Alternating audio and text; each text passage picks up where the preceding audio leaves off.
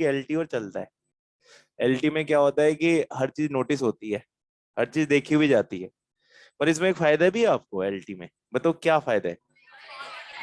आपका कुछ चीज छूटेगी नहीं, है ना। और कभी कोई ऐसी बात होगी ना, तो हमारे एचओडीज वगैरह भी ये देखते हैं, है ना। तो कभी कोई डिस्प्यूट होता है ना, तो वो भी इससे क्लियर हो जाता है हमारा। आप कभी है ना। मतलब आप ये देखो, अगर एलटी ना हो ना, तो मैं कुछ चीजें गड़प भी कर सकता हूँ, खा ही जाऊं। जैसे मेरे को टाइम कम लग रहा है तो मैं पढ़ाऊं ही ना, चल जाए। पर इसमें नहीं कर सकते, इसमें तो सब बताओ आपको। वो ले चालू हो गया काम। क्या? अरे आप लोगों को मेरी आवाज सुनाई दे रही है बेटा? हाँ दे रही है, दे रही है। कैसे किया आपने सब? क्यों किया आपने सब? हमारी तो चिंता दूसरी चल रही थी।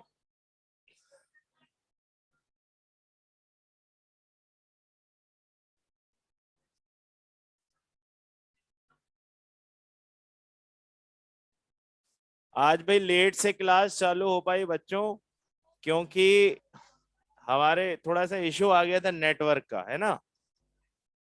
कुछ भी नहीं पढ़ा है हमने इतनी देर में, हमने सिर्फ बात ही करी है।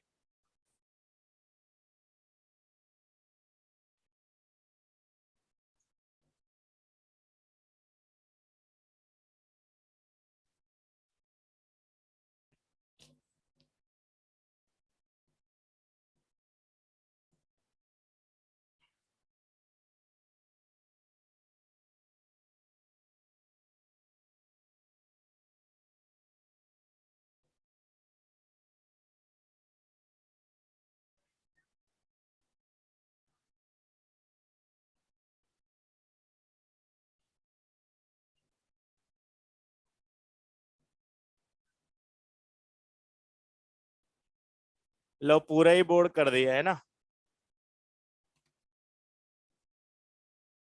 ठीक है, चलें स्टार्ट करते हैं, है ना। हमारी कौन सी फैमिली स्टार्ट हो गई है? ग्रुप 16। इसका नाम क्या रखेंगे? ऑक्सीजन। क्योंकि फर्स्ट मेंबर कौन है बेटा? ऑक्सीजन। क्या इसको चालकोजन भी बोलें? क्यों बोलेंगे chalcogen? Because they are ore forming in nature. और ज्यादातर और आपने देखे हो तो या तो ऑक्साइड्स होते हैं या फिर सल्फाइड्स होते हैं, है ना। इसीलिए हम इसको फैमिली को क्या बोलते हैं? चालकोजन। चलो मेंबर्स बताओ कौन कौन से हैं। Oxygen, sulphur, selenium, tellurium, polonium. ओ स्टाइल से टीपो। जिसमें ये जो पो है, ये पोलोनियम रेडियो एक्टिव।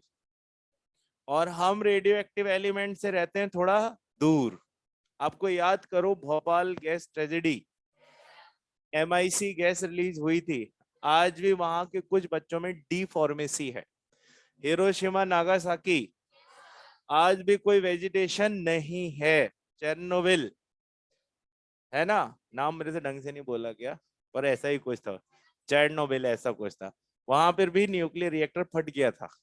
तो ऐसे जगहों पर जहाँ रेडिएशन फैल जाते हैं, उनका बड़ा ये इशू रहता है कि उनमें से क्या निकलती रहती है? रेडिएशंस। वो हार्मफुल होती है। इसकी हाफ लाइफ है 13.8 डेज, यानी कि जितना अमाउंट होगा उसका आधा रह जाएगा। तो this is it's half life. हाँ बेटा।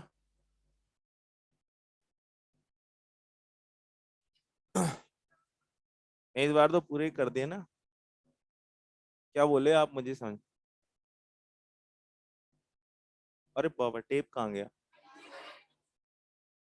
ये बात तो अपन ने नोटिस ही नहीं की। कौन ले गया टेप? भाई तुम में से ही कोई होगा, और क्या है। या तुम्हारे बाद में कोई आया होगा। उन्होंने कारस्तानी कर दी है बेटा, है ना। मैंने पर पूरा बोर्ड खोल दिया इस चक्कर में, है ना।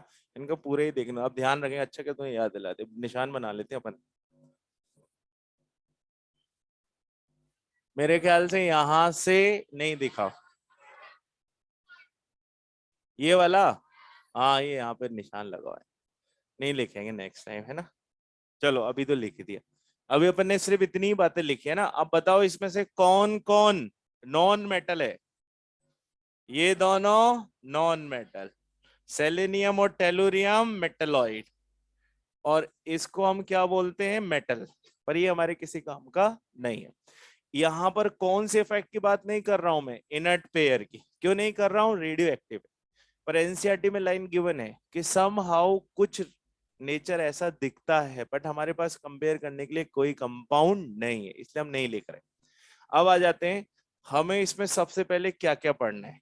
अच्छा, पहली बात तो ये कि इसमें ऑक्सीजन ही किस स्टेट में होगा, गैस में। रेस्ट आर सॉलिड, यानी कि ये सारे किस स्टेट में होंगे, सॉलिड स्टेट में बेटा। ठीक है। अब आप ऐसे मीनिंग समझ लो, ऑक्सीजन का मास सबसे कम, एटॉमिसिटी ओनली 2। बाकी देखो सल्फर से 8 आ जाती है। तो अब जब मॉलिक्यूलर मास बढ़ते रहेगा तो फिजिकल स्टेट गैस से धीरे धीरे किस में कन्वर्ट हो जाएगी, सॉलिड में। इसीलिए ये किस स्टेट में रहते हैं, सारे सॉलिड में। और आपको याद है ब्रोमीन ही ओनली नॉन मेटल है जो लिक्विड स्टेट में होता है। रेस्ट आर इधर गैस और सॉलिड। तो जिनका मास कम वो गैस, जिनका मास ज्यादा वो सॉलिड। सबसे पहली बात जो हम पढ़ते आए हैं वो यही है, रिएक्शन विद हाइड्रोजन। सबसे पहले किससे रिएक्ट करा के देख लेते हैं, हाइड्रोजन से। जब हाइड्रोजन से रिएक्ट करते हैं तो बताइए, कोई भी हाइड्रोजन से ग्राउंड स्टेट में रिएक्ट करेगा या एक्साइटेड स्टेट में, ग्राउंड में। किसी के लिए भी हाइड्रोजन के साथ एक्साइटेड स्टेट में जाना पॉसिबल नहीं है, क्योंकि वो डी में जाता है इलेक्ट्रॉन। और जब भी डी में जाता है तो कॉन्ट्रेक्शन होता है। और डी ऑर्बिटल कॉन्ट्रेक्शन सिर्फ कब पॉसिबल होता है, जब मोर इलेक्ट्रोनेगेटिव एटम अप्रोच करता है। इसीलिए यहाँ जो फॉर्मूला बनेगा वो हम जैसे वाटर में बनता है H2O, तो सबको इसी तरह से लिख दें, H2S, H2Se, H2Te। पोलोनियम वाला जानबूझ के नहीं लिखा है। ऊपर से नीचे आए, बताओ कौन कौन सी प्रॉपर्टी इंक्रीज होगी, एसिडिक नेचर। क्यों होगी एसिडिक नेचर, क्योंकि सर बॉन्ड लेंथ बढ़ रही है। जब बॉन्ड लेंथ बढ़ती है तो बॉन्ड एनर्जी कम हो जाती है। बॉन्ड एनर्जी कम होने से बॉन्ड जल्दी जल्दी ब्रेक होगा। ब्रेक होने से कौन सी नेचर रिलीज हो जाएगा, एच रिलीज होएगा। एच जाते से कौन सा कैरेक्टर बनता है, एसिडिक। एसिडिक के साथ रिड्यूसिंग नेचर। केवल किसकी बात कर रहा हूं बेटा मैं, हाइड्राइड्स की। किसकी बात कर रहा हूं, हाइड्राइड्स की। हो सकता है ऑक्साइड में कुछ अलग चले, ठीक है। और लुइस बेस कैरेक्टर डिक्रीज। क्यों कम हो जाएगा, क्योंकि सर हमने इसी को तो वहां पे एज ए लिगेंड देखा, H2S को तो देखा ही नहीं, और नीचे वालों को नहीं देखा। इसका मतलब लॉन पेयर देने की टेंडेंसी क्या होते जा रही है, कम। लुइस बेस का मतलब क्या होता है, लॉन पेयर देने वाला कैरेक्टर। अब ऊपर से नीचे आने पर वो कैरेक्टर क्या होगा, कम। और वैसे भी देख लो, अगर एसिडिक नेचर बढ़ेगा तो कौन सा नेचर कम होगा, बेसिक कैरेक्टर कम हो जाएगा। Next, reaction with oxygen. अब भाई जब ऑक्सीजन के साथ रिएक्ट करेंगे तो दो पॉसिबिलिटी है, या तो बनेगा EO2 या बनेगा EO3। EO2 में कितना ऑक्सीडेशन स्टेट आएगा, +4। और इसमें +6। इस ग्रुप की हाईएस्ट ऑक्सीडेशन स्टेट क्या है, +6 ही है। ठीक है। अच्छा, एक जनरल स्टेटमेंट ये रहता है हर ग्रुप में, ग्रुप 15, 16, 17, तीनों की स्पेशली मैं बात कर रहा हूं। ग्रुप 15, 16 और 17, इसमें बताओ ऑक्सीडेशन स्टेट की रेंज कहां से कहां तक है, -3 टू +5। यहां बोलो 2 +6। देखो एक एक नंबर कम हो रहा है, एक एक नंबर बढ़ भी रहा है, -1 टू +7। अब आप देखो इस फैमिली का सबसे पहला मेंबर कौन है, नाइट्रोजन। और नाइट्रोजन इस फैमिली का, ऑक्सीजन इस फैमिली का, फ्लोरीन। क्या ग्रुप के पहले मेंबर के पास सबसे ज्यादा नॉन मेटेलिक कैरेक्टर है, EN भी सबसे ज्यादा है। यही तो है फोन, FON। तो भाई हमें मालूम है पूरी पीरियोडिक टेबल में फोन के पास ही EN सबसे ज्यादा। इसीलिए उन्हीं के पास कैरेक्टर होता है नेगेटिव को अपने साथ रखने का, यानी कि वो इलेक्ट्रॉन जल्दी से क्या करते हैं, एक्सेप्ट करते हैं। इसीलिए ऊपर से नीचे जाने पर नेगेटिव ऑक्सीडेशन स्टेट का क्या नाम होगा, स्टेबिलिटी। फास्फोरस में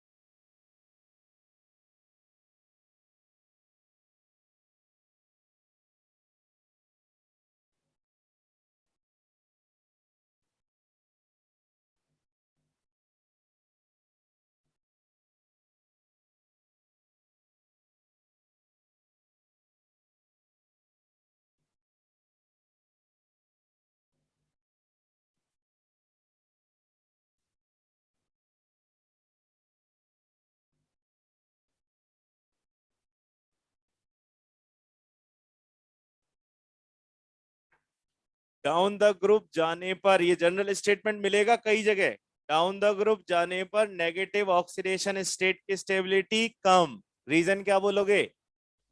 नॉन मेटेलिक कैरेक्टर भी तो कम हो रहा है, और नॉन मेटल ही तो होते हैं जो कौन सा चार्ज एक्वायर करते हैं? नेगेटिव। और ऊपर से नीचे आने पे पॉजिटिव की स्टेबिलिटी इंक्रीज। क्यों इंक्रीज? क्योंकि मेटेलिक कैरेक्टर बढ़ रहा है। अच्छा, अब आप एक और चीज आपने खास नोटिस की हो, मैंने एक बार एक क्वेश्चन कटवाया भी था आपसे, पेज नंबर 55 पे क्वेश्चन नंबर 9। क्यों कटवाया था याद करो। फ्लोरीन की ऑक्सीडेशन स्टेट पॉजिटिव हो ही नहीं सकती। क्यों नहीं हो सकती? पूरी पीरियोडिक टेबल में सबसे ज्यादा इलेक्ट्रोनेगेटिव एलिमेंट कौन इस पे पॉजिटिव रख सकता है? कोई नहीं। पर बाकी सब में कौन सी स्टेबल भी ज्यादा होती हैं? पॉजिटिव्स भी। केवल कौन नहीं दिखा सकता पॉजिटिव? फ्लोरीन। समझ गए मेरी बात को? तो अगर ये कभी पॉजिटिव ऑक्सीडेशन स्टेट के साथ आ गए तो स्टेबिलिटी क्या होगी? डिक्रीज।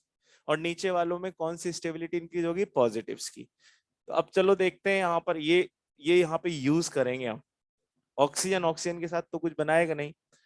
सबसे पहले SO2, SeO2 और TeO2। यहाँ क्या क्या लिखो बेटा? SO3, SeO3, TeO3। इन सब में देखा जाए तो कौन सा कैरेक्टर ऊपर से नीचे आने पे डिक्रीज हो रहा है? Acidic nature. कौन सा कैरेक्टर डिक्रीज हो रहा है? एसिड। क्यों कम हो रहा है? हमेशा याद रखेगा, एसिडिक नेचर को हम किससे कंपेयर कर सकते हैं? EN से। और अगर मान लीजिए एक ही एलिमेंट के अलग अलग आ जाएं तो फिर मैं किससे कंपेयर करूंगा? ऑक्सीडेशन स्टेट से। यानी कि जिसकी ऑक्सीडेशन स्टेट ज्यादा उसकी एसिडिक नेचर भी ज्यादा। अगर इन तीनों को कंपेयर करूं तो ग्रुप में जा रहा हूं, ग्रुप में जाने पे क्या कम हो रहा है? EN। तो कौन सा कैरेक्टर भी कम होगा? एसिडिक। और लेफ्ट टू राइट चलू तो ऑक्सीडेशन स्टेट बढ़ रहा है, इसका मतलब एसिडिक कैरेक्टर भी बढ़ जाएगा। तो ये एसिडिक कैरेक्टर यहां अलग है, ये हाइड्राइड है बेटा, और यहाँ पे क्या है? ऑक्साइड। ऑक्साइड को अलग तरह से देखा जाएगा। इसलिए down the group acidic nature decrease हो रहे। ठीक है, आगे चलने हैं। यहां देखो, अगर आपसे पूछा जाए SO2, SeO2 और TeO2 में बताओ सबसे ज्यादा रिड्यूसिंग नेचर का कौन है, किसका नाम लेंगे? मतलब या तो इंक्रीजिंग ट्रेंड आएगा या फिर डिक्रीजिंग। जल्दी से बताओ, इंक्रीजिंग की decreasing? Raise your hands for decreasing. Reducing nature की बात कर रहा हूं मैं। किस नेचर की? रिड्यूसिंग। एसिडिक नेचर तो हमने देख लिया, एसिडिक नेचर का ट्रेंड तो यही रहेगा, है ना? अब मैं किस ट्रेंड की बात कर रहा हूं? रिड्यूसिंग। यानी कि नेक्स्ट में किसके लिए लिख रहा हूं? Reducing nature. अब मैं आपसे पूछ रहा हूं, ये डिक्रीज करेगा या इंक्रीज करेगा? What is meant by reducing nature? खुद का ऑक्सीडेशन, दूसरे का रिडक्शन। अरे भाई, सल्फर की तो +6 और स्टेबल है, क्योंकि इनर्ट पेयर इफेक्ट तो नीचे वालों में होता है, ऊपर वालों के लिए तो कोई प्रॉब्लम ही नहीं है। इसका मतलब सल्फर जितनी जल्दी अपने आप को ऑक्सीडाइज करता है ये नहीं कर सकते, क्योंकि ये अब +4 से किस में जाएंगे? +6 में। +4 से +6 जाने में किसकी ईज ज्यादा है? सल्फर की।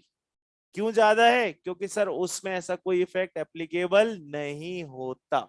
इसीलिए आपको याद रखना है कि रिड्यूसिंग नेचर और एसिडिक नेचर हमेशा साथ में चल रही थी। आप ऐसे भी देख लेते। पर ये अलग केस है, ये किसका है? ऑक्सीजन का। वो किसका था? हाइड्रोजन का। वहां पे हाइड्रोजन की वजह से कौन सा कैरेक्टर था? एसिडिक। यहाँ पर EN की वजह से कौन सा कैरेक्टर है? एसिड। अब यहाँ पर इस पूरे चैप्टर में, या यूं बोले पूरे इनऑर्गेनिक में, बहुत ही कम रिड्यूसिंग एजेंट मिलेंगे। उनमें से एक कौन है? SO2। ज्यादातर हम किससे डील करेंगे? ऑक्सीडाइजिंग एजेंट से। केवल दो ही रिड्यूसिंग नेचर है, एक तो SO2 की और एक इसी ग्रुप का मेंबर है H2S, उन दोनों के लिए। Next, reaction with halogens. किसके साथ रिएक्ट कर रहे हैं बेटा? हेलोजेंस के साथ। हेलोजन के साथ बहुत सारी ऑक्सीडेशन स्टेट पॉसिबल है। हेलोजन के साथ +2 भी पॉसिबल है, +4 भी पॉसिबल है और +6 भी पॉसिबल है, क्योंकि मिनिमम तो +2 हो ही सकती है ना। जैसे मान लीजिए EX2 बन गया, EX4 बन गया और EX6। एक तो एग्जांपल लिख भी सकते हैं हम, HCl2, SF2, एनीथिंग, है ना। यहाँ पर SF4, SEF4, यहाँ पे SF6, SEF6, STEF6। अब याद करो, इनमें से इसके बारे में हम कुछ पढ़कर आए थे क्या? इसका क्या नहीं होगा? हाइड्रोलाइसिस। क्या रीजन बोला था? Steric hindrance. तो ये वहां पर आ गया था, है ना। अच्छा, एक चीज और कल हमने पढ़ी है, एक इनके डाइमर भी बनते हैं। Monohalides exist as dimer and undergo disproportionation. किस प्रोसेस में भी जाते हैं? डिसप्रपोर्शन में भी जाते हैं। चलो देखते हैं कैसे। हमने कल बनाया था बेटा S2Cl2। याद करो कहां बना था ये S2Cl2, और मैंने मार्क भी किया था कि मोस्ट इंपॉर्टेंट रिएक्शन है। जब PCl3 बनाया था, किससे बनाया था?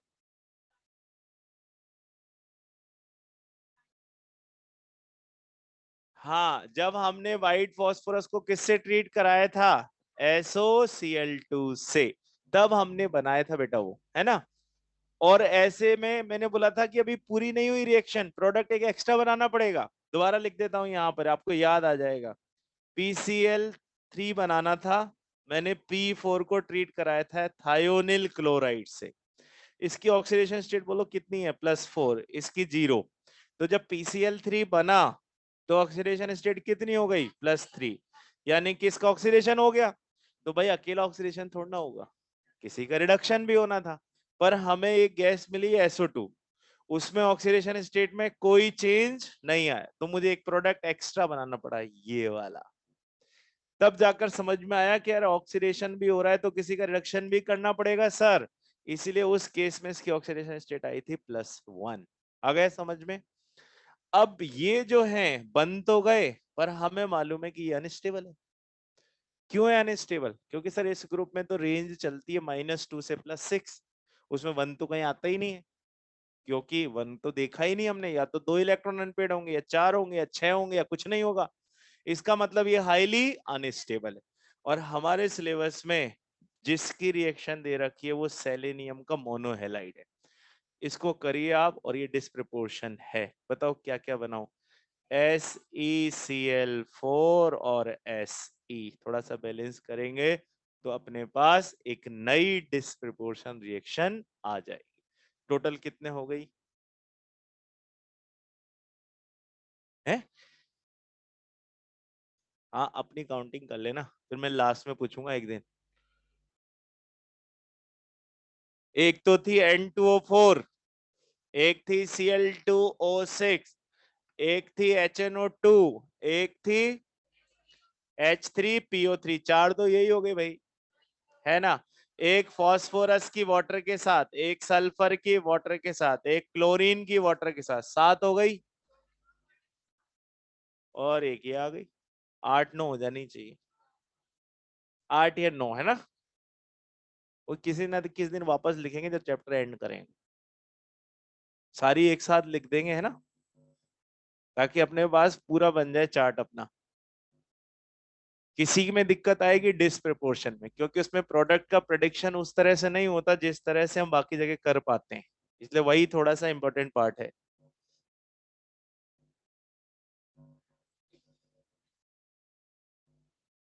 हटा दिया जाए ये सब। केमिकल बॉन्डिंग वाला पार्ट पढ़कर आए कि नहीं? सब याद है? चलो मैं जल्दी जल्दी पूछ लेता हूँ, अपना रिकॉल हो जाएगा। कार्बोनेट टूट के क्या बनाएंगे? ऑक्साइड और CO2। कौन सा वाला कार्बोनेट नहीं टूटता? सोडियम, पोटेशियम, रुबिडियम और सी। फर्स्ट थिंग, हाइड्रोक्साइड टूटते हैं क्या बनाते हैं? Oxide plus H2O। कौन नहीं टूटेंगे? सोडियम, पोटेशियम, रुबिडियम और सी। ठीक है। सल्फेट टूटते हैं क्या बनाते हैं? SO2 या SO3, depending on oxidation state, है ना। नाइट्रेट टूटते हैं क्या बनाते हैं? NO2 और O2, दो गैसेस रिलीज होती हैं। केवल किसका अलग ब्रेकडाउन होता है? सोडियम, पोटेशियम, रुबिडियम और सीजियम का। अमोनियम के सॉल्ट वाली बात अपन कल कर ही चुके हैं। अब एक और इंपॉर्टेंट बात थी कि कुछ ऑक्सीडाइजिंग एजेंट भी होते हैं, कुछ ऑक्सीडाइजिंग एजेंट भी होते हैं जो हमेशा क्या रिलीज करते हैं? ऑक्सीजन।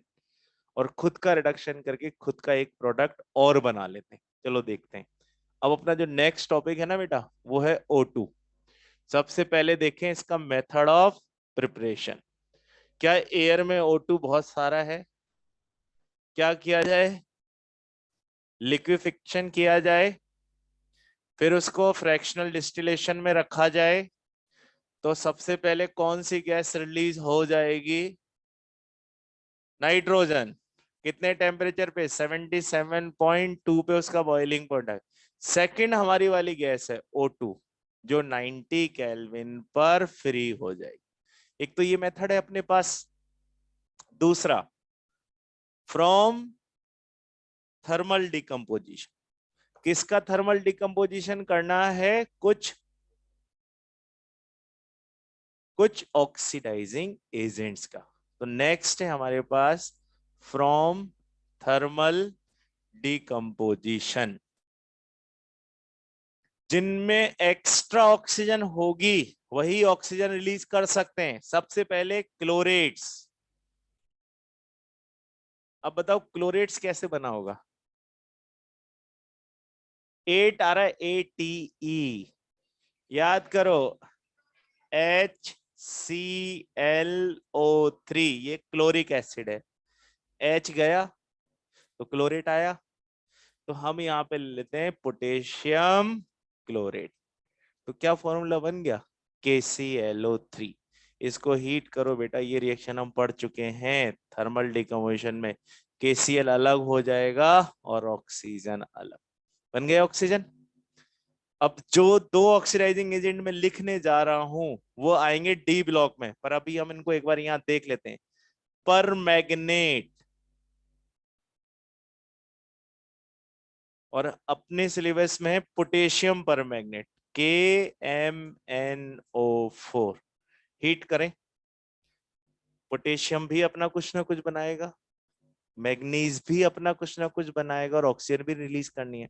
तो पोटेशियम जो है ये +7 जो है बेटा, ये सबसे पहले किस में कन्वर्ट होगी? +6 में। तो बनेगा K2MnO4। तो ये पर मैग्नेट है, ये मैग्नेट है। क्या है ये? मैग्नेट। मैग्नीज अपना ऑक्साइड बनाएगा, क्योंकि इसको अपना रिडक्शन करना है। प्रोडक्ट बना MnO2, और क्या रिलीज हो गई? ऑक्सीजन। MnO2 के बारे में क्या पता है? कौन सा वाला ऑक्साइड है? जनाबे आली, मत गाया करो Mn, एम्फोटेरिक। मना कर दिया था ना हमने उनको, तुम तो गाना मत गाया करो। तो ये कौन से वाले हो गए? एम्फोटेरिक। और इसी से एक और बनेगा डाइक्रोमेट। डाइक्रोमेट का फॉर्मूला क्या होता है? Cr2O7। पोटेशियम लगा दो, K2Cr2O7। हीट करने पर फिर से वही दो प्रोडक्ट बनाने।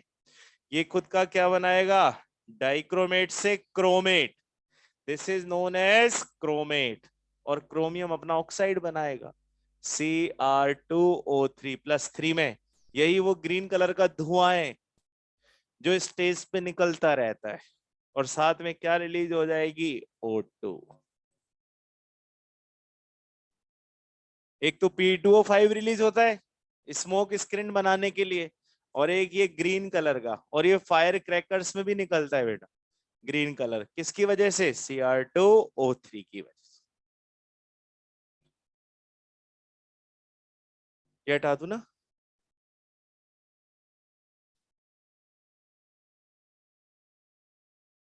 क्या मेटलर्जी में कहीं ऑक्सीजन रिलीज होते देखा? मेटलर्जी में पढ़ा ही नहीं क्या? नहीं नहीं, कुछ तो आता था। सेल्फ रिडक्शन किससे? सेल्फ रिडक्शन से। सेल्फ रिडक्शन का मतलब होता है जिसमें किसी रिड्यूसिंग एजेंट की रिक्वायरमेंट नहीं होती, गर्म करने पर ही टूट जाता है। उसमें आपने पढ़ा हो सिल्वर का ऑक्साइड, हीट करने पर बेटा सिल्वर अलग और ऑक्सीजन अलग। इसी तरह से मर्क्यूरी का ऑक्साइड, हीट करने पर मर्क्यूरी अलग और ऑक्सीजन अलग। तो दीज इन वाले ऑक्साइड्स को किसकी रिक्वायरमेंट नहीं है? रिड्यूसिंग। देखो अपना नेक्स्ट इसके बाद एक दो दिन में कौन सा चैप्टर आएगा? मेटलर्जी। मेटलर्जी में आपको कहते हैं 4-5 स्टेप होती हैं। सबसे पहले कंसंट्रेशन, फिर होता है कन्वर्जन इनटू ऑक्साइड, फिर होता है रिडक्शन।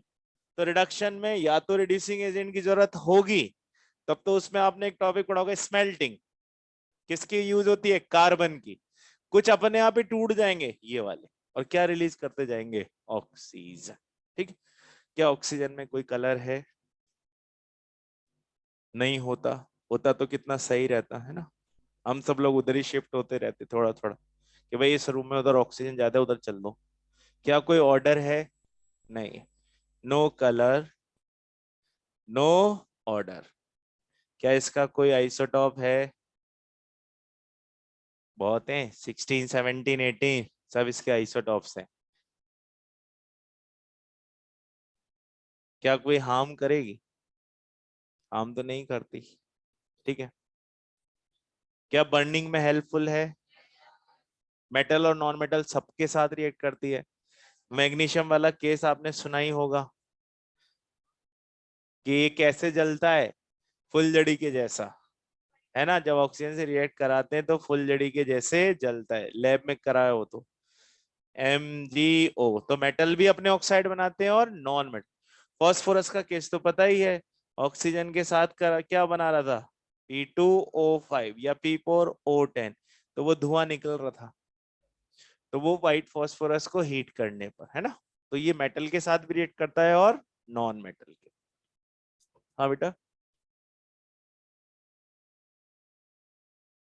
हाँ।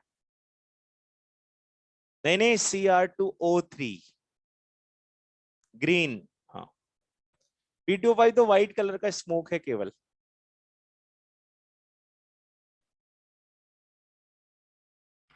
अब आ जाओ नेक्स्ट, बहुत ही काम की चीज, ओजोन। है कि नहीं काम का? कैसे बनता है? O2 के साथ फ्री रेडिकल मिल जाता है, और ये सब होता है यूवी रेस की प्रेजेंस में, और क्या बन जाता है? O3। ये आपको मालूम है यहाँ से 20 किलोमीटर ऊपर ही पॉसिबल है, क्योंकि वहीं पर यूवी रेस को रोक लिया जाता है। ठीक है। और अगर हम इसे लैब में बनाना चाहें तो हमें क्या करना पड़ेगा? इलेक्ट्रिक डिस्चार्ज देना पड़ेगा, लैब मेथड। अच्छा पहले तो ये बताओ, क्या ये प्रोसेस हाईली एंडोथर्मिक है या नहीं? क्योंकि यूवी रेस का यूज हो रहा है, प्रोसेस इज हाईली एंडो, इसीलिए ये रिएक्शन बार बार क्या हो जाती है? रिवर्स हो जाती है। ठीक है। तो हम जब लैब में बनाएंगे बेटा, तो ऑक्सीजन को एक बीकर में भर लेंगे और फिर उसमें पास करेंगे साइलेंट इलेक्ट्रिक डिस्चार्ज, है ना। अब मेरा आपसे क्वेश्चन ये है कि सर आप इसको साइलेंटली क्यों पास कर रहे हो? जाने दो, स्पार्क लगा दो ऐसे करके, है ना। क्या दिक्कत आएगी? आग लग जाएगी। कुछ नहीं हो रहा है यहाँ पर तो, क्योंकि ये तो बहुत ही ज्यादा एंडोथर्मिक प्रोसेस, यानी कि अगर आप इसका जितना अमाउंट लोगे ना, उसका सिर्फ 10% ही किसमें कन्वर्ट होगा? ओजोन में। इसको ओजोनाइड ऑक्सीजन भी बोला जाता है, क्योंकि वहां पर ओजोन और ऑक्सीजन का दोनों का मिक्सचर होगा। भाई जैसे आपने जिस बीकर में ये पास किया, तो वहां पे जरूरी थोड़ा है कि हर हर एक ऑक्सीजन ओजोन में कन्वर्ट हो जाए। कुछ ओजोन भी रहेगी और कुछ ऑक्सीजन भी रहेगी, तभी तो 10% बोला मैं। 90% तो अभी भी इसमें क्या है, ऑक्सीजन ही है। इसीलिए इस वाले को हम क्या बोलते हैं, ओजोनॉइड ऑक्सीजन। अब मैंने बोला इलेक्ट्रिक डिस्चार्ज साइलेंटली जाएगा, क्योंकि प्रोसेस है बहुत ज्यादा एंडो। अगर थोड़ी भी आवाज हुई तो साउंड वेव्स क्रिएट होंगी। साउंड वेव्स इस रिएक्शन को क्या करती जाएंगी, रिवर्स, यानी कि इसका डिकम्पोजिशन होने लगेगा। इसीलिए चार्ज कैसे जाना चाहिए, बहुत आराम से, विदाउट पासिंग एनी स्पार्क। इसलिए मैंने यहाँ पे बेटा स्पार्क नहीं लिखा, क्या लिखा, डिस्चार्ज। स्पार्क का मतलब तो समझ गए ना आप, करंट जैसा, है ना। उस केस में तो क्या होगा, और ये बार बार इसमें टूटते चले जाए।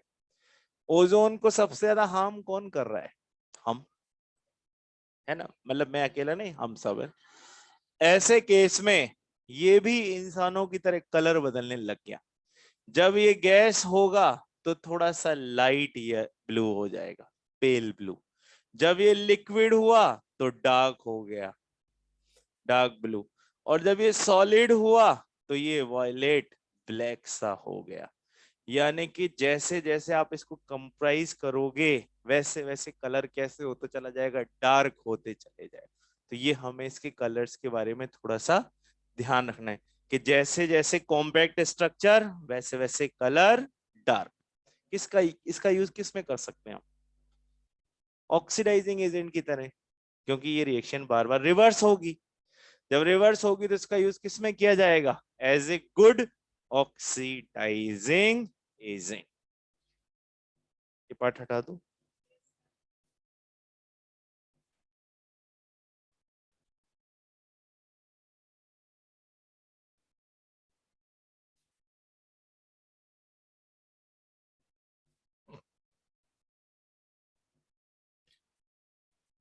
O3 as a oxidising agent. O3 बेटा बार बार टूटते रहेगा, O2 बनाएगा और क्या फ्री कर देगा, नेसेंट ऑक्सीजन। और यही नेसेंट ऑक्सीजन किस पर्पस के काम आएगी, ऑक्सीडेशन करने के काम आएगी, है ना। और हमने इसको ब्लीचिंग एजेंट में भी पढ़ा, तो इसको कई पर्पस से काम में ले सकते हैं, ऑक्सीडाइजिंग एजेंट, ब्लीचिंग एजेंट। इससे होने वाली ब्लीचिंग कैसी है, परमानेंट, क्योंकि ऑक्सीजन का ही एटमॉस्फेयर ज्यादातर हमारे आसपास रहता है। चलो अब देखते हैं, जब भी कोई ऑक्सीडाइजिंग एजेंट आए आपको क्या करना है, जो भी दे रखा हो उसको उसकी हाई ऑक्सीडेशन स्टेट में पहुंचाते जाओ। मान लीजिए हमारे पास है नाइट्राइट, तो किस में पहुंचा दो, नाइट्रेट में। अवेलेबल तो यही है नेक्स्ट। सल्फाइट तो किस में चला जाएगा, सल्फेट में। समझ गए आप, बस यही करते जाना है। H2S बताओ किस में कन्वर्ट,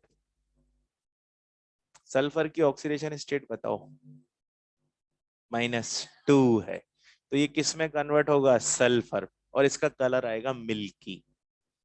जब भी सल्फर बनेगा बेटा तो उसकी अपीयरेंस कैसी होती है, मिल्की, है ना, तो वो बनेगा सल्फर। बस ऐसे कन्वर्ट करते जाएंगे। एक इंपॉर्टेंट यूज है, मैं लिखे आ रहा हूं, फिर समझाऊंगा अभी। अच्छा, आपको जब भी पता लगाना हो कि कौन सा ऑक्सीडाइजिंग एजेंट स्ट्रॉन्ग है, तो दो चीजों का ध्यान रखना है। पहला केस, हर ऑक्सीडाइजिंग एजेंट आयोडाइड को किस में कन्वर्ट कर देगा, आयोडीन। ब्रोमाइड को किस में कन्वर्ट कर देगा, ब्रोमीन। असली डिफरेंस किससे आएगा, क्लोराइड से। जो भी ऑक्सीडाइजिंग एजेंट क्लोरीन को, क्लोराइड को Cl2 में कन्वर्ट कर ले, उसको आप क्या बोलना, स्ट्रॉन्ग। क्या ये अपने अभी अपन ने कौन कौन से ऑक्सीडाइजिंग एजेंट पढ़ लिए बताओ, HNO3 वो भी कर रहा था, ये भी करेगा, यानी कि दोनों ही क्या है, स्ट्रॉन्ग ऑक्सीडाइजिंग एजेंट। पर ऐसा जरूरी नहीं कि H2SO4 ऐसा करेगा। अब नेक्स्ट इसी वाले ग्रुप में हम किसको पढ़ेंगे, H2SO4 को। वो नहीं कर पाएगा, तो वो नहीं कर पाएगा तो उसको मैं कौन सा ऑक्सीडाइजिंग एजेंट बोलूंगा, माइल्ड। क्या बोलूंगा, माइल्ड। क्योंकि वो ये दोनों काम तो कर सकता है बेटा, पर किसको कन्वर्ट नहीं कर पाएगा, क्लोराइड को।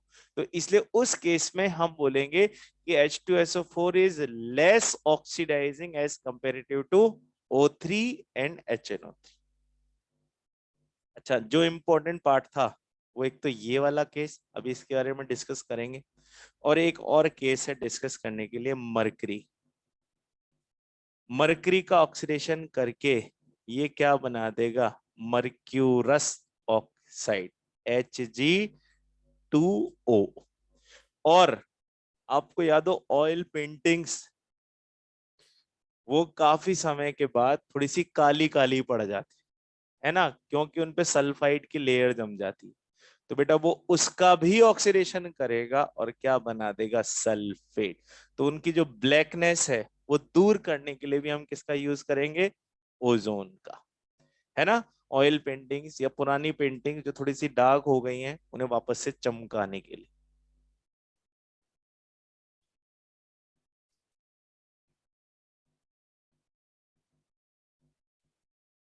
तो प्रैक्टिकल एप्लीकेशन आएंगे अब, और दोनों प्रैक्टिकल एप्लीकेशन बहुत इंपॉर्टेंट है in terms of asking question.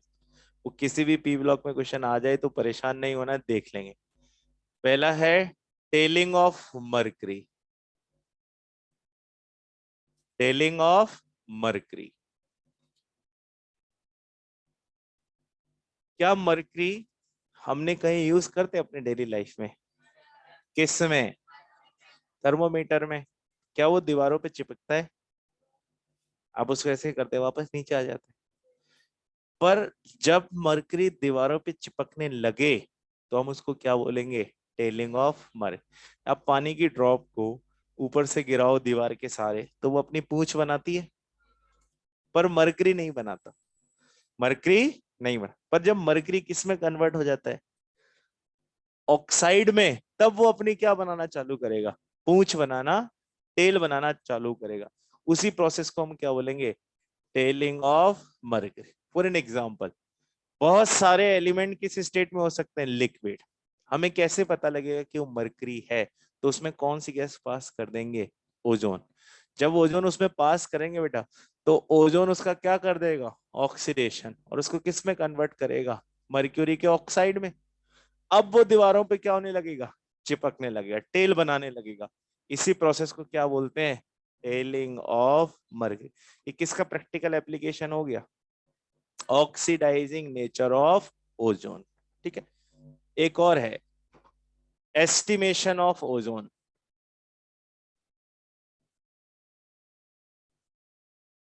जिसको आपने अगर बोर्ड की क्लासेस में देखा हो कभी बुक में, तो आयोडोमेट्रिक टेस्ट के नाम से पूछा जाता था। क्या है वो, देखिएगा बोर्ड पे। आयोडाइड को किस में कन्वर्ट कर दिया, आयोडीन में। ऑक्सीडेशन हुआ कि नहीं हुआ, नेगेटिव से किस में ले गया, जीरो में। अब बोर्ड पे देखो, हमें मिलेगा के। बताओ के में आयोडीन के ऊपर नेगेटिव चार्ज है कि नहीं है, और इसके ऊपर पॉजिटिव। अब इसमें कौन सी गैस पास कर दी, ओजोन। तो क्या करेगा ओजोन, इसको आयोडाइड को किस में कन्वर्ट करेगा, I2 में। जैसे मेरे पास ये बीकर है, इस बीकर में मैंने क्या ले रखा है, के। अब इसमें मैं ओजोन पास करूंगा, तो अभी तो ये कैसा सॉल्यूशन चल रहा है, कलरलेस। पर जैसे ही ओजोन जाएगा, सॉल्यूशन कैसा होने लगेगा, वायलेट। क्यों होने लगा, क्योंकि के से अब कौन निकल गया, आई, और उसने क्या बना लिया, I2। तो वो कलर कैसा हो गया, डार्क, बहुत सारा डार्क हो गया। जब पूरा डार्क हो गया और हमने देखा अब कलर बदलना ही बंद हो गया, तो हम समझ गए कि सारा का सारा आयोडाइड किस में कन्वर्ट हो गया, आयोड। हो गया एक काम पूरा। मुझे तो ये पता लगाना था कि मैंने कितनी ओजोन पास करी। ठीक है, अब मैंने क्या किया, ये जो बन गया वायलेट कलर, इसमें वापस से कोई दूसरा सॉल्यूशन डालना स्टार्ट किया। अब कहते हैं आपके पास टाइट्रेशन में दो चीजें होती थी, ब्यूरेट पिपेट, कॉनिकल फ्लास्क। ऐसे ऐसे अपन उसको करते रहते थे, फिर कलर आता था पिंक, बोलते थे इक्वेशन हो गई पूरी। N1 V1 N2 V2 सब लगा लोगों के, हम लास्ट में मोलरिटी नॉर्मेलिटी पता लगाते, स्ट्रेंथ। सेम ऐसा ही हुआ, कौन सा कलर आ रहा है, अभी थोड़ी देर में इसको धीरे धीरे क्या करना है, कलरलेस। तो हम इसमें कुछ ऐड करेंगे, वो ऐड करने के लिए हम काम में लेते हैं सोडियम थायोसल्फेट। क्या काम में लेते हैं, सोडियम थायोसल्फेट। कैसे इसका नाम पड़ा, आप याद करो, हमने बनाया था H2S2O3। इसको बोलते हैं थायो सल्फ्यूरिक एसिड। अगर इसमें से H हट जाए तो H2O3 बनेगा। तो अब इक है, तो इक से 8 बनता है, तो इसका नाम क्या बन गया? थायो सल्फेट। आ गई बात समझ में? और इसमें सोडियम जोड़ दिया तो सोडियम थायोसल्फेट। इसका एक और नाम होता है hypo solution. This is also known as hypo, कि हमने इसमें क्या ऐड कर दिया? हाइपो। अब हम क्या कर रहे हैं? ब्यूरेट से उस फ्लाक्स में किसको गिराते जा रहे हैं? हाइपो को। कलर वापस से चेंज होगा। क्यों होगा? आयोडाइड किस में कन्वर्ट होगा? NaI में, क्योंकि सोडियम है। सोडियम किससे रिएक्ट करते जाएगा? आयोडीन से। उसको वापस से क्या करेगा? रिड्यूस। जीरो से किस में ले गया बेटा? -1 में। तो कलर जाना चालू हो जाएगा, फेड। धीरे धीरे एक ऐसा समय आएगा जब पूरा कलर साफ, हम सोचेंगे इक्वेशन हो गई पूरी।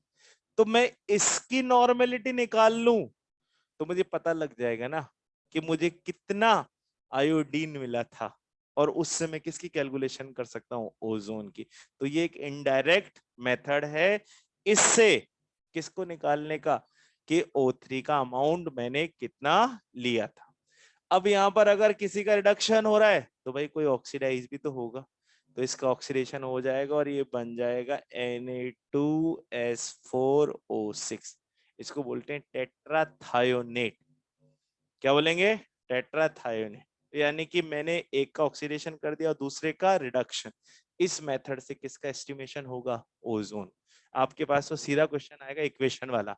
तो आप सीधी बात ध्यान रखना, मैं इसको शॉर्ट में यहाँ बना देता हूँ कि अपने को करना क्या है। आयोडाइड, उसको ओजोन के थ्रू किस में कन्वर्ट करना है? आयोडीन में।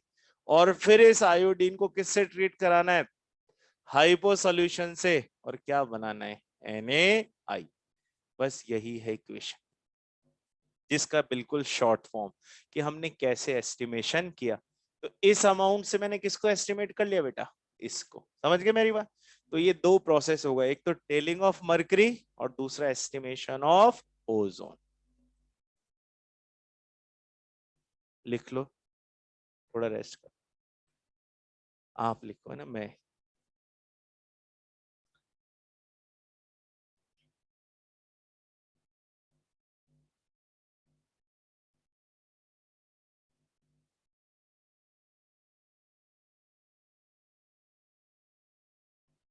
क्या कहीं आपने ऐसी कंपलसरी कंडीशन पढ़ी कि अगर कोई पैरामैग्नेटिक हो तो कलर आएगा ही आएगा?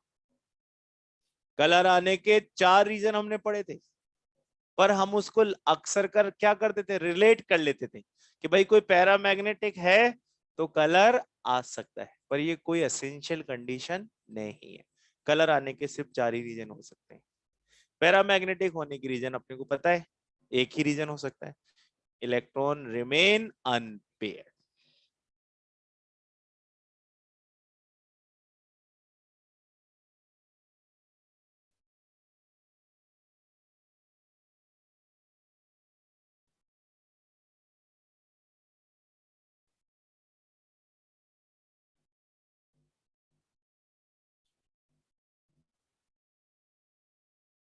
सल्फर मिल्की कलर का ही होता है, ये उसकी नेचुरल अपीयरेंस है ना, मगर उसमें कुछ नहीं कह सकते, वो दिखता ही ऐसा है।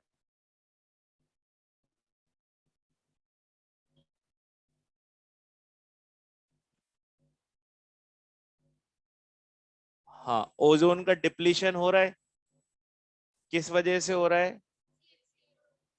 हाँ, उसको अपन बोलते हैं ओजोन होल, है ना। तो इसका मतलब ओजोन में होल नहीं हुआ, वो वहां से पतला हो गया वो लेयर, और इसी वजह से यूवी रेज फिल्टर होके कहाँ गिर गई? अर्थ पे। उसका मतलब होता है ओजोन होल हो जाना। तो वो क्यों होगा? अगर आप इस O2 का O, इस फ्री रेडिकल से कॉम्बिनेशन रोक दोगे तो O3 नहीं बनेगा, यानी कि इस फ्री रेडिकल को कोई और अपने पास रख लेगा, तो अक्सर कर वो कौन होता है? क्लोरीन। तो वो क्या करता है? उस प्रोसेस को ब्लॉक कर देता है, and this blocking is known as कि ओजोन का क्या हो रहा है? डिप्लीशन। हम जितने भी रेफ्रिजरेंट्स यूज करते हैं उसमें स्पेशली आपने एक टर्म सुना होगा CFC, क्लोरोफ्लोरोकार्बन, और इसका एक और नाम है बेटा फ्रियोन 12। यही होता है जो वहां जाकर उस प्रोसेस को ब्लॉक करते हैं। थोड़ी बहुत कमी होती है तो हम वहां पर सुपरसोनिक जेट्स ले जाते हैं, है ना। जैसे ये वाली ओजोन की लेयर है, उसके ठीक नीचे क्या उड़ता है, सुपरसोनिक जेट। उसके पीछे से धुआं निकलता रहता है। वो जो धुआं होता है उसमें से कौन सा गैस प्रोडक्ट बाहर निकलता है, एनओ। और आपको याद है एनओ एक ऑड इलेक्ट्रॉन मॉलिक्यूल है। ऑड इलेक्ट्रॉन मॉलिक्यूल रिएक्टिव होते हैं, वो फटाफट किसको कैच करते हैं, इस ऑक्सीजन को, और इसके डिप्लीशन में हेल्पफुल होता है। तो इसका मतलब कि ओजोन डिप्लीशन करने के कई मेथड्स हमने बना रखे हैं, उनमें से CFC फ्रेऑन, और थोड़ा कम पड़ता है तो वहीं पहुंच जाते हैं ऊपर, है ना, कि इसको भी प्रॉब्लम क्यों करें, वहीं से रिलीज। आपने देखो जितनी भी कार रेस होती है, बाइक रेस होती है, उन सब में एक्सेस ऑफ ये सब रिलीज होते हैं, ये एनओ, क्योंकि उतनी स्पीड, अब हम चलना चाहते हैं लाइट ऑफ मतलब स्पीड ऑफ साउंड, तो भाई इतनी स्पीड डीजल पेट्रोल तो नहीं दे सकता। कौन देगा, ऐसे कुछ देंगे तो उनमें से निकलने वाली गैसेस हमेशा किसको हार्म करेगी, ओजोन। हटा दो। इस फैमिली में मैंने आपको बताया था कितने रिड्यूसिंग एजेंट पढ़ने हैं, दो। एक है SO2 और एक है H2S। सबसे पहले बेटा किसकी बात कर लेते हैं, SO2। अच्छा, आपको कैसे पता लगता है कि कोई भी कंपाउंड जो गिवन है वो ऑक्सीडाइजिंग और रिड्यूसिंग दोनों है या नहीं? ऑक्सीजन स्टेट से पता लग जाएगा। चलो बताओ, CO2 और SO2 में ध्यान से देख के बताना, कौन ऐसा है जो दोनों काम नहीं कर सकता? रिड्यूसिंग हो सकता है पर ऑक्सीडाइजिंग नहीं हो सकता। दोनों में कौन ऐसा है जो दोनों काम कर सकता है? कौन बताएगा बहुत ही कॉन्फिडेंटली इसका आंसर? ये लो मैं बताता हूँ सर, बोलो। SO2 दोनों काम कर सकता है बेटा, क्यों? और कुछ? अरे हाँ, आप बोलो बेटा। शाइस्ता। हाँ शाइस्ता, आहिस्ता बोलो। हाँ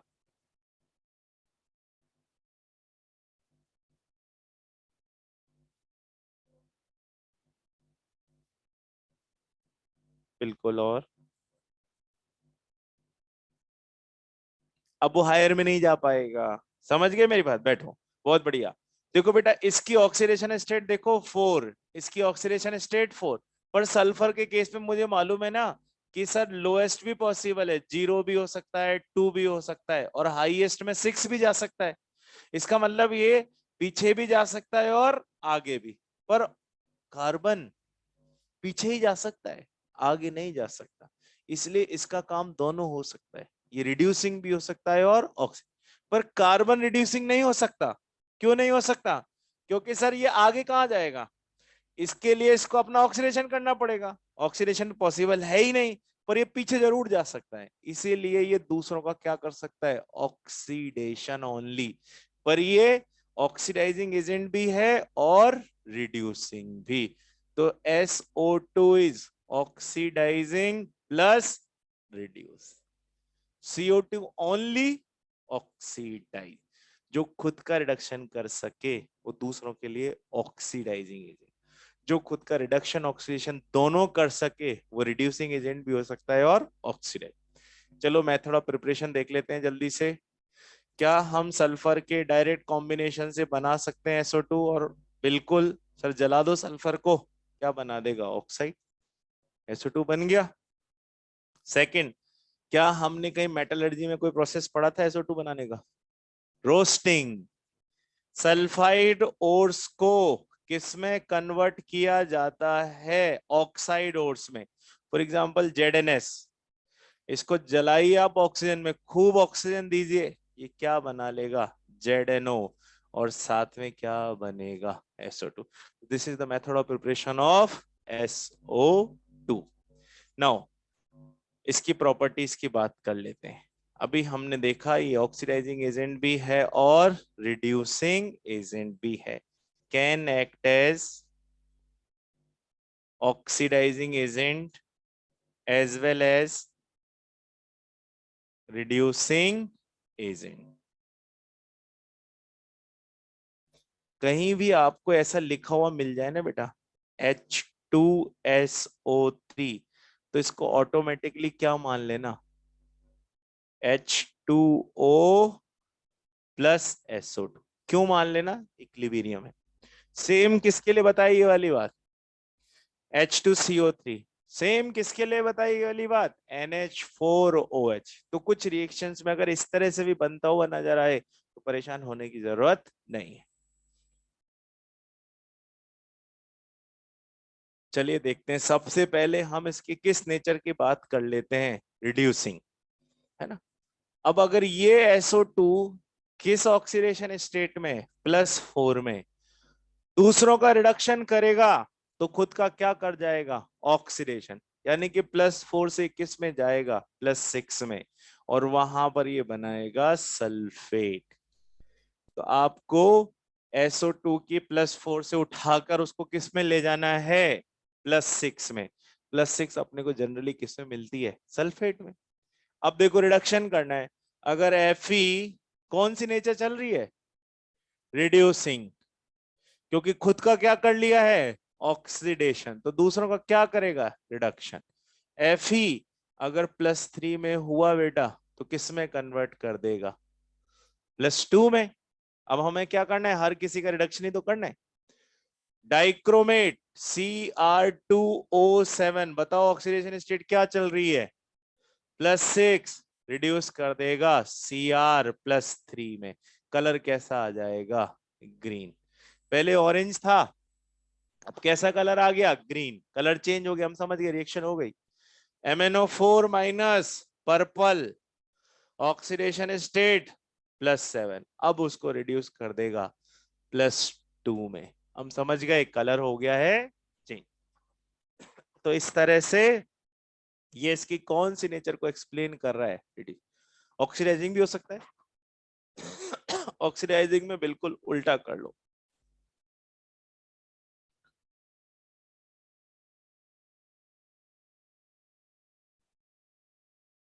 सल्फर खुद को +4 से किस में ले जाएगा, 0 में, यानी कि +4 से क्या बन गया, 0। अब देख लो जहां भी कुछ ऐसी रिएक्शन हो, अगर Fe +2 में है बेटा तो उसको किस में कन्वर्ट कर देगा, +3 में। H2S, सल्फर की ऑक्सीडेशन स्टेट बोलिए, -2, किस में कन्वर्ट कर देगा, सल्फर में। कैसी अपीयरेंस आ जाएगी, मिल्की। इस तरह से ये इसकी कौन सी नेचर को रिप्रेजेंट कर रहा है, ऑक्सीडाइजिंग नेचर।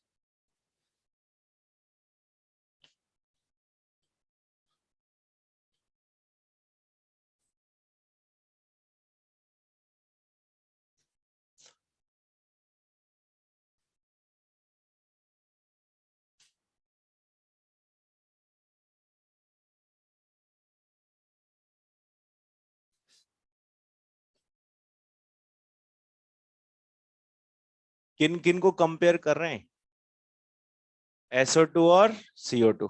इन्हीं को क्यों करेंगे, इन दोनों में कुछ सिमिलैरिटी होगी इसलिए कर रहे होंगे, सर पहचानने में दिक्कत आती है, इनको कंपेयर कर लो। तो सबसे पहले हम इनकी क्या लिखेंगे, सिमिलैरिटी, और फिर क्या लिख लेंगे, डिफरेंस। पहले यहां तक आ जाओ, मैं एक लाइन दो लाइन बोलूंगा। Can act as oxidizing agent.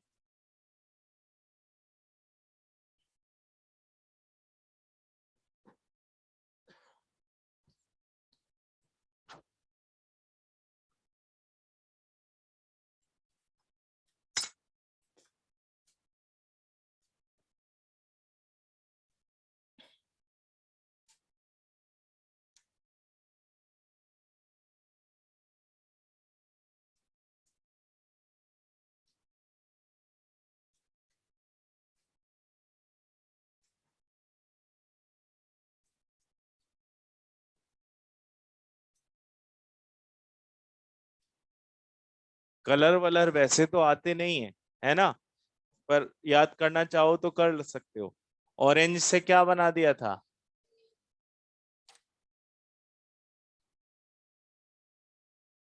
और ये यहां पर आयरन जो होता है ना, ये यहां पर होता है येलो +3 में, और +2 में जाएगा तो थोड़ा सा ब्राउनिश, या जैसे भी आपने पढ़ रखा हो, है ना, ब्राउन ही देखते हैं हम तो इसको, है ना।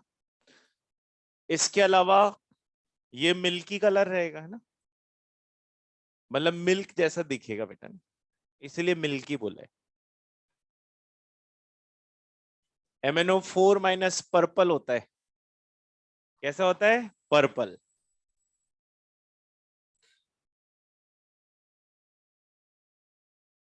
है ना। और +2 में कौन सा कलर, मैंने कहीं लिखाया हो इसका कलर मेटाबोरेट्स में,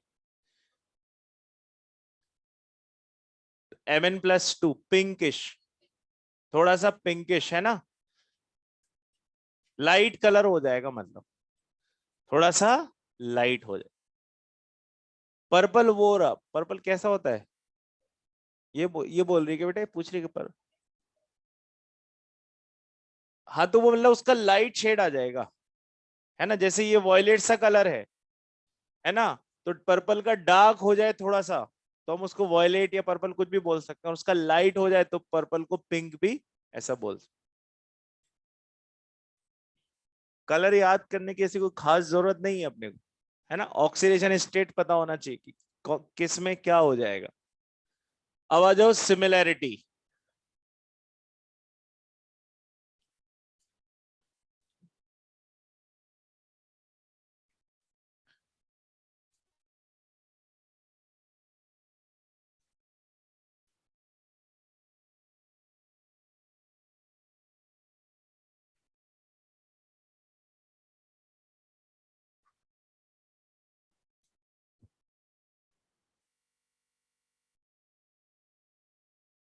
किन किन का डिस्प्रपोर्शन पॉसिबल हो सकता है, जो इंटरमीडिएट होते हैं, यानी कि जिनके पहले भी कोई ऑक्सीडेशन स्टेट पॉसिबल हो और बाद में। अपने को याद है ना, आयरन की 2 ही ऑक्सीडेशन स्टेट होती है, +2 +3। ऑक्सीडाइजिंग करना हो तो +2 से +3, रिड्यूस करना हो तो उल्टा कर देना। सल्फर की ऑक्सीडेशन स्टेट कौन कौन सी होती है, 0, 2, 4, 6, है ना। 0 में ले जाएंगे तो कैसा कलर आ जाएगा, मिल्की, और हायर में ले जाओ +6, जैसे ऊपर नीचे करना है इसको। सिमिलैरिटी पे आ जाओ। अरे अच्छा, इसके अपन सिमिलैरिटी CO2 के साथ ही क्यों देख रहे हैं, यही मैं पूछना चाह रहा था। दोनों की बहुत सारी प्रॉपर्टीज ऑलमोस्ट सेम है, तो लिखिए both both on passing both on passing in lime water, both on passing in lime water। lime water क्या होता है, CaOH whole twice, this is known as lime water, है ना, टर्न्स मिल्की, दोनों ही उसको क्या कर देंगे, मिल्की कर देंगे। तो बेटा देखो, अगर CO2 इसमें पास करिए आपने, तो आपको याद है ये क्या बनाएगा, CaCO3। इसी तरह से SO2 पास कर दी लाइम वाटर में, तो ये बनेगा CaSO3। दोनों ही कैसे होते हैं, मिल्की।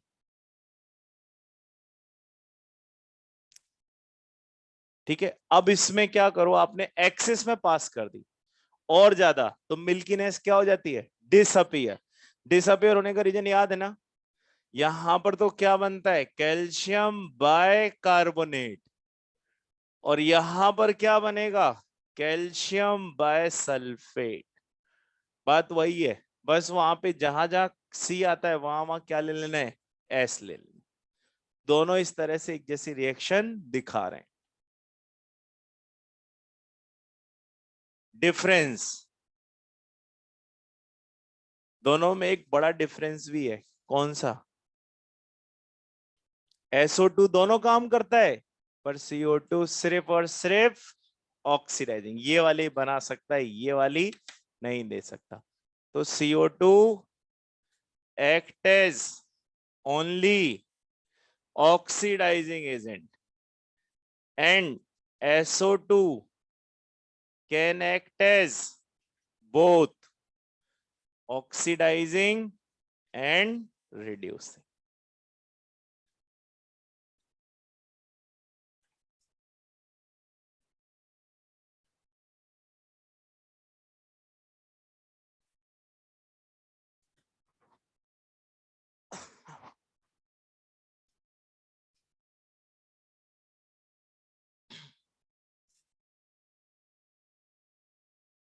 पेज नंबर 65 पे आ जाइए जिन्होंने लिख लिया है। अच्छा, जो लोग लिख लिया करते ना, जिनकी स्पीड फास्ट हो, वो इंस्टेंटली है ना अपने बिगनर्स बॉक्स को भी स्टार्ट कर दिया करो, ताकि आपके कुछ क्वेश्चंस इधर ही सॉल्व हो जाए, है ना। एक्सरसाइज 2 तो मैं करवा ही रहा हूँ। बिगनर्स नहीं, exercise 2 page number 65 question number 14। आपको देखो पहली लाइन में आंसर मिल जाएगा, देखो पढ़ो उसको। बन गया ना SO2, और बाकी सारी उसी की लाइनें दे रखी हैं। तो वो हम किसके बारे में बात कर रहे हैं? SO2।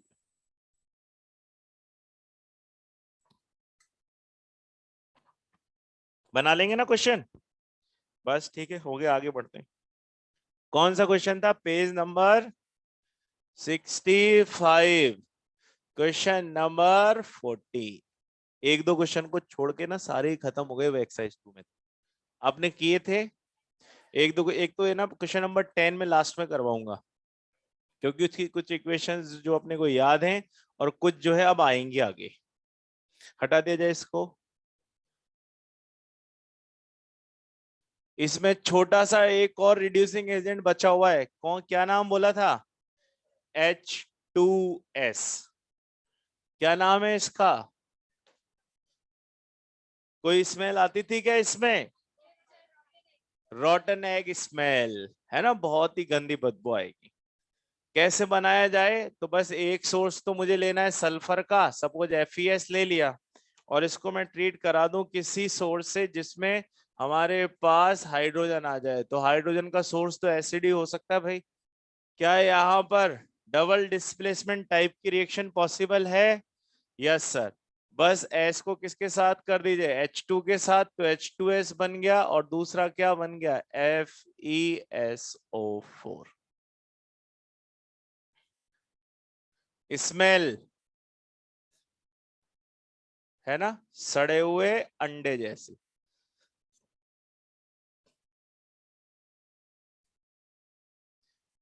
लैब में आपने देखा हो एक हुक्के जैसा एपरेटस, ऐसे लंबी सी उसकी होते थे, दो छोटे छोटे बाउल्स होते थे बीच में, और एक ऐसा बड़ा बाउल होता था लास्ट में, और इसमें ऐसे नली से निकली रहती थी। This is known as Kipp's apparatus. इसी में बनती थी वो गैस H2S, या साइड से इस नली में से बाहर निकलकर आती रहती। कैसा नेचर है इसका? रिड्यूसिंग। एक ही चीज पढ़नी है इसके केस में, एक्ट एज रिड्यूसिंग एजेंट। तो यानी कि काम क्या करना है? रिडक्शन का। चलो देखो करते हैं रिडक्शन। अब आप बोर्ड पे देखना और मुझे बताना कि सर इसमें ये प्रोडक्ट बनेगा, इस रिएक्शन का क्या टाइप होगा। मैं ले लेता हूं SO2, और उसको किससे ट्रीट करा दूं? H2S से। ये क्या है अपना? -2 में। ये क्या है? बताओ क्या प्रोडक्ट बनाऊं? H2 में किसका ऑक्सीडेशन करना है? मुझे तो किसका रिडक्शन करना है? सल्फर का। और इसका ऑक्सीडेशन करना है ना। तो देखो बेटा, सल्फर को +4 से किस में ले जाएगा? 0 में, और खुद भी तो ऑक्सीडाइज होगा -2 से 0। यानी कि एक ही एलिमेंट का क्या हो रहा है? रिडक्शन, और एक ही एलिमेंट का क्या इसको डिस्प्रोपोर्शन बोलें? सर अब तक तो एक भी ऐसी नहीं आई जिसमें, हाँ, हमने तो यही पढ़ा था कि एक ही एलिमेंट से दो प्रोडक्ट बनते थे। इसमें तो दो से एक प्रोडक्ट बन रहा है, ये डिस्प्रोपोर्शन नहीं है। कुछ और नाम है इसका, आपने रिडॉक्स में एक और नाम सुना होगा other than disproportion, comproportion. Combined हो गए ना, तो ये कौन सी रिएक्शन है? Comproportionation. कॉम मतलब कंबाइंड हो गए, दोनों का एक ही प्रोडक्ट बना। This is known as com proportionation.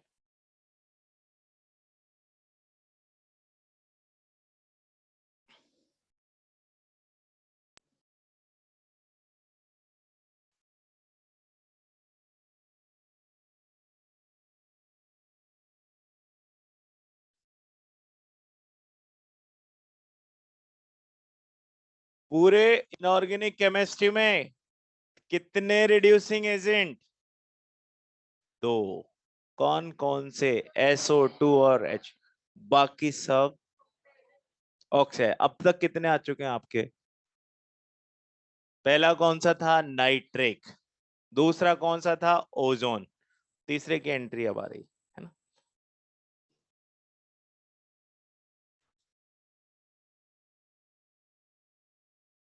Her group में क्या एक एसिड है? इस ग्रुप के एसिड का नाम बोलो। H2SO4। क्या इसे किंग ऑफ एसिड बोल सकते हैं? इसका एक और नाम है ऑयल ऑफ विट्रियोल। ये थोड़ा सा गाढ़ा, थिक। अब आप समझ जाओ इसकी थिकनेस किस वजह से होगी। अरे इसकी स्ट्रक्चर बनाओ, समझ में आ जाएगी। इसमें OH लिंकेज हैं, तो इसमें OH बॉन्ड, मतलब दो OH ग्रुप है ना बेटा, इसीलिए इस केस में हाइड्रोजन बॉन्डिंग होने के चांसेस ज्यादा हैं। इसी वजह से थोड़ा सा गाढ़ा हो जाता है। दूसरा, ये कैसा रहता है? Non volatile. नॉन वॉलेटाइल होने का भी रीजन यही है, इसका बॉइलिंग पॉइंट बेटा 611 केल्विन है, जो वाटर से ज्यादा है। और जिसका बॉइलिंग पॉइंट वाटर से ज्यादा, वो क्या बन जाता है? Non volatile. नेक्स्ट। क्या अब तक हमारे पास दो नेम प्रोसेस आ चुके हैं? कौन कौन सा है बताओ? हेवर्स और एक ओस्टवॉल। अभी तीसरा आ गया, कॉन्टैक्ट। हर एक एसिड का नेम प्रोसेस होता है। इस वाले एसिड के नेम प्रोसेस को क्या बोलते हैं? कॉन्टैक्ट। सबसे पहले तो सल्फर को डायरेक्ट किसके साथ कंबाइन करा दो? ऑक्सीजन के साथ। क्या बनेगा? SO2। ठीक है। और फिर इस SO2 को फर्दर ऑक्सीडाइज करा दो SO3 में, क्योंकि H2SO4 में सल्फर की ऑक्सीडेशन स्टेट क्या है? 6। तो 6 तक तो जाना ही पड़ेगा। इसका एक बहुत अच्छा कैटलिस्ट है वेनेडियम पेंटा ऑक्साइड। वो ले लिया मैंने काम में। यही स्टेप इसके इंपॉर्टेंट स्टेप में काउंट की जाती है। अब ये जो SO3 बना, इसको किस में पास कर देते हैं? वाटर में। तो बन जाएगा H2SO4। बना तो सकते हैं, पर उसमें एक दिक्कत आएगी। जैसे आप इसे वाटर में पास करोगे, उसमें से फ्यूम्स निकलने लगेंगे। किसकी फ्यूम्स आएंगे? H2SO4 की। उन फ्यूम्स को कलेक्ट करना बहुत ज्यादा मुश्किल हो जाएगा। इवन प्रोसेस पूरा बहुत ज्यादा ऐसा हो जाएगा, थोड़ा रिस्की टाइप्स। इसीलिए इसको किस में पास कर देते हैं? H2SO4 में। तो दोनों कंबाइंड हो जाएंगे। कंबाइंड होके क्या बनता है? H2S2O7। इसका नाम बोलो।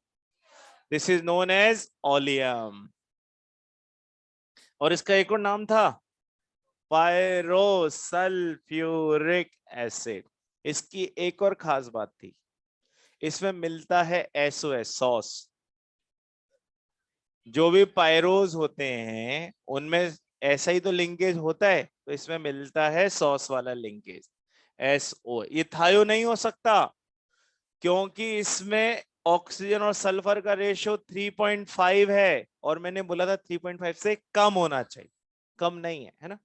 जब चाहे इसको डाइल्यूट कर लो।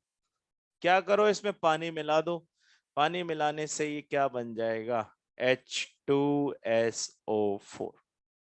लैब में अगर आपने एसिड में एकदम से पानी मिला दिया ना, तो आप कहते हो उछल जाता है, जहां गिरेगा वहां पे होल्स बना देगा। स्किन में तो नहीं बनेंगे होल्स, पर स्किन में बर्निंग सेंसेशन आएगी, पर कपड़ों पे गिरा तो वहां पे छोटे छोटे होल्स। तभी तो एप्रिन पहन के जाते हैं अपन, क्योंकि हम जाते से कुछ ना कुछ केमिकल्स मिलाने लगते हैं, जैसे मिलाएंगे कुछ ना कुछ होएगा ही सही।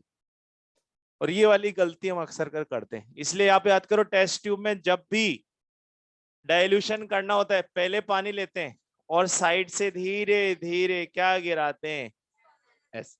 Dilution of acid is a highly exothermic. ठीक है, खैर अपने को तो काम पढ़ने वाला है ही नहीं, आप तो उस स्टेज से बाहर आ गए, अब तो काटा पीटी करोगे, है ना, सीधे ही आप एसिड निकाल दो ऐसे काट काट के। चलो नेक्स्ट आ जाओ। अब इसमें आपको क्या चीज और लास्ट समझनी है, क्या ये ऑक्सीडाइजिंग एजेंट है या ये नहीं हो सकता, होगा। जब ये कंसंट्रेटेड होगा तो ये किसका काम करेगा, ऑक्सीडाइजिंग एजेंट का। ऑक्सीडाइजिंग एजेंट का क्या मतलब होता है बताओ, जो दूसरों को ऑक्सीडाइज करे, खुद को क्या करेगा, रिड्यूस। बस खुद जो है सल्फेट है, कौन सा ऑक्सीडेशन स्टेट है, +6, तो खुद को रिड्यूस करके किस में ले आएगा, +4 में। इसलिए कौन सी गैस रिलीज होती रहेगी, SO2। बस ये आपको क्या करना है, हर किसी का ऑक्सीडेशन कराना है। चलो बताते जाना। मान लीजिए मेरे पास है कार्बन और मैं इसको ट्रीट करा दूं कंसंट्रेटेड H2SO4 से, क्या बनाए ना, CO2, क्योंकि कार्बन का सीधे ही H2CO3 बनता है, और मैंने बोला था H2CO3 किस फॉर्म में भी लिखा जाता है, CO2 + H2, और साथ में खुद का क्या बनेगा, SO2, H2O लिख दूं, या दोनों को मिलाकर H2CO3 लिख दूं, बने द सेम थिंग। सल्फर हुआ तो दोनों ही किस में कन्वर्ट हो जाएंगे, SO2 में। सल्फर ऑक्सीडाइज होके होगा और ये रिड्यूस होके हो जाएगा, तो मुझे कौन सा प्रोडक्ट मिलेगा, SO2। हर किसी को इसी तरह से क्या करते जाना है, कन्वर्ट। CuSO4 कंसंट्रेटेड H2SO4 की प्रेजेंस में करिए ऑक्सीडाइज, Cu रहे है ना, खाली Cu, तो क्या बन जाएगा, CuSO4 और साथ में बनेगा SO2। बना लेंगे ना प्रोडक्ट। अब आओ बिगनर्स बॉक्स 7 पे,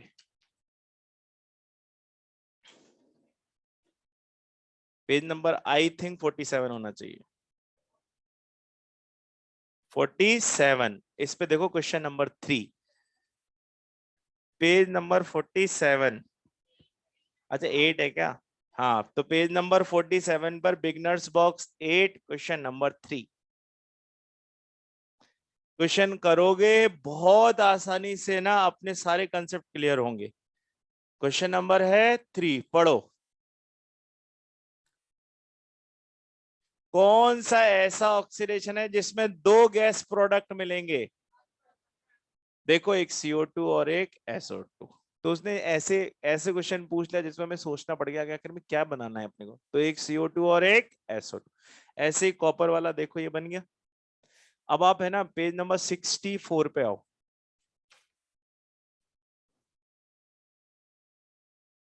पेज नंबर 64 पे क्वेश्चन नंबर 10 में देखो कि बोर्ड पे से लिखी हुई कोई इक्वेशन वहां चल रही है क्या, कौन सी वाली इक्वेशन चल रही है, फर्स्ट वाली। सल्फर को किससे ट्रीट करा दिया, H2SO4। तो देखो बेटा मैं आपसे बार बार कह रहा था आपको इक्वेशन रटनी नहीं है, ऑब्जर्व करनी है। हमें समझ में आ रहा था कि जब जब कंसंट्रेटेड H2SO4 लिखा रहेगा कौन सा बिहेवियर बताना है, ऑक्सीडाइजिंग। सल्फर किस ऑक्सीडेशन स्टेट में, 0 में, 0 से उठा के किस में ले जाओ, 4 में, कौन सी गैस रिलीज होगी, SO2। ठीक है, अब उसी में आप नीचे नीचे वाली इक्वेशन देखो, फोर्थ वाली, ये की हुई है हमने। बताओ आयरन की ऑक्सीडेशन स्टेट क्या है, +3, चेंज होगा क्या, नहीं। सल्फर की ऑक्सीडेशन स्टेट देखो क्या है, +6 है, इसका मतलब इसमें कौन सी गैस निकलेगी, SO3। हमने ये पढ़ रखा है कि ज्यादातर ऑक्सीडेशन स्टेट में चेंज तब होता है जब किसी का ऑक्सीडेशन या रिडक्शन हो। पहली वाली इक्वेशन में एक का ऑक्सीडेशन तो दूसरे का रिडक्शन, उसमें देखो दोनों ही हायर में बैठे हुए हैं, आयरन +3 में, सल्फर +6 में, दोनों का एक साथ या तो रिडक्शन होगा या ऑक्सीडेशन या फिर कुछ नहीं होगा। तो देखो उसमें कौन कौन से प्रोडक्ट बनेंगे, Fe2O3 और दूसरा प्रोडक्ट बनेगा SO3 और यही पूछा है उसने ऊपर। ठीक है, ऑप्शन नंबर 3 बोलो। मैं यहाँ पे लिख रहा हूं है ना, आप खुद से बताना क्या क्या प्रोडक्ट बन जाएंगे। CaSO4 दे रखा है और कार्बन है। अब बताओ कार्बन किस ऑक्सीडेशन स्टेट में बैठा है, ऑक्सीडेशन होगा और आपको याद है ये बनाएगा CO2। सल्फर किस में बैठा है बेटा, रिड्यूस होगा, क्या बनाएगा SO2 प्लस 6 से किस में चला गया +4। क्या मुझे SO3 गैस मिली, नहीं मिली। अच्छा कैल्शियम बचा हुआ है, कैल्शियम की ऑक्सीडेशन स्टेट क्या होती है +2, बदल नहीं सकता था इसलिए क्या बनाना पड़ा CaO। इसीलिए ऑप्शन नंबर 3 में भी मुझे कौन सी गैस नहीं मिली, SO3 नहीं मिली। दो तो बुक में ही थी, तीसरी मैंने लिख दी, एक और ऑप्शन है वो भी बोल दो, H2SO4 प्लस PCl। अब याद करो H2SO4 तो लिक्विड में ही होगा, यानी कि थोड़ा सा डाइल्यूटेड होगा, है ना। अब इसको समझने की कोशिश करो, PCl5 में कौन सा लिंकेज होता है, दो एक्सियल, कमजोर होते हैं, हाइड्रोलाइसिस होगा, निकल जाएगा, क्या बनेगा POCl3। और जब POCl3 बनेगा तो सल्फर का भी तो कुछ रिडक्शन होगा।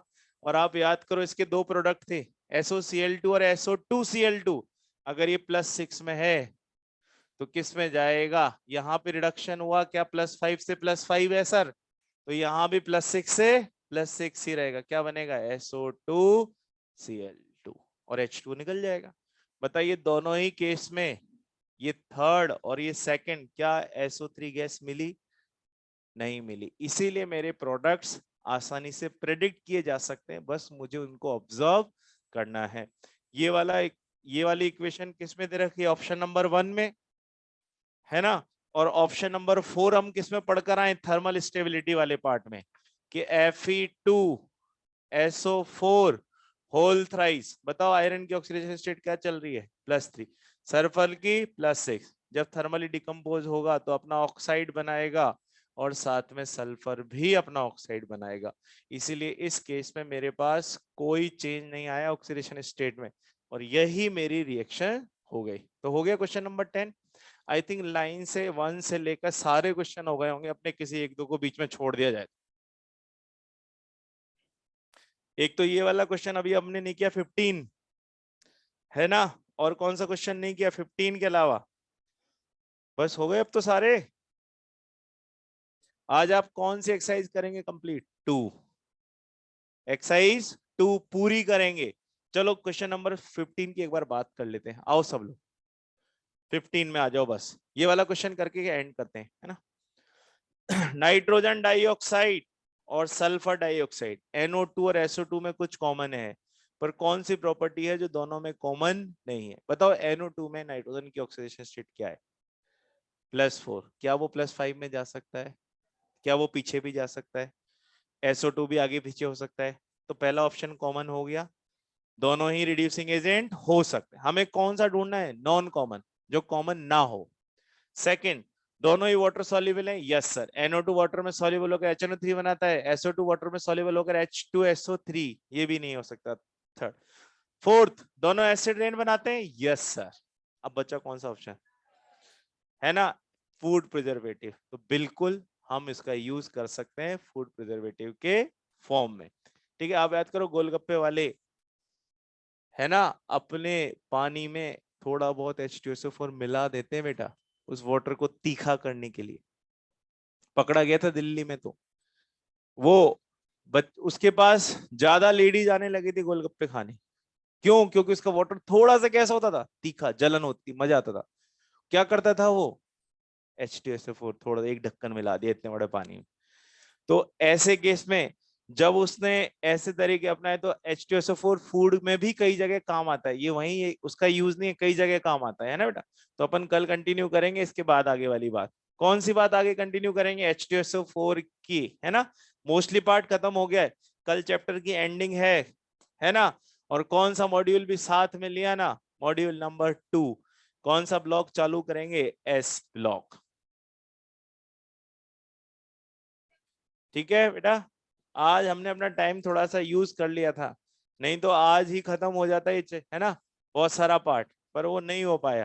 ठीक है, सेहत का ध्यान रखिए अपने, थोड़ी सर्दी ज्यादा हो रही है ना, बस अच्छा खाइए, अच्छा पहनिए।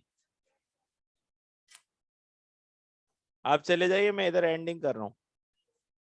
वो यार इसकी कैप दे जाओ, किसी के पैर के नीचे चले गए, झुको थोड़ा सा।